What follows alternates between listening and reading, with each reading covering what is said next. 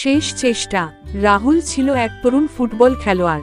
তার স্বপ্ন ছিল দেশের হয়ে খেলা, কিন্তু সে যতবার সুযোগ পেত ততবারই ব্যর্থ হতো। একবার স্কুলের একটি বড় প্রতিযোগিতায় সে অংশ নিল, কিন্তু শেষ মুহূর্তে পেনাল্টি মিস করে দিল। সবাই তাকে নিয়ে হাসাহাসি করল, কোচও খুব হতাশ হলেন। হতাশ হয়ে রাহুল বাড়ি ফিরে গেল, কিন্তু তার বাবা তাকে বললেন, একবার হেরে গেলেই স্বপ্ন শেষ হয়ে যায় না।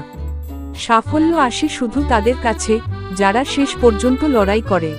রাহুল নতুন উদ্যমে অনুশীলন শুরু করল।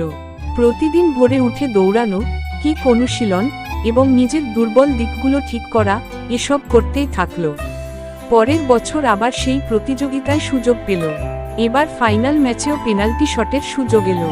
পুরো মাঠ চুপ, কিন্তু এবার সে আত্মবিশ্বাসী ছিল। সে চোখ বন্ধ করে বাবার কথাগুলো মনে করল, তারপর জোরে শট নিল, গোল। তার দল জিতল, সবাই উল্লাস করল, আর কোচ তাকে এসে বললেন, তুমিই আমাদের আগামী দিনের তারকা। শিক্ষা: জীবনে ব্যর্থতা আসবেই, কিন্তু যারা শেষ পর্যন্ত চেষ্টা চালিয়ে যায় তারাই একদিন সফল হয়।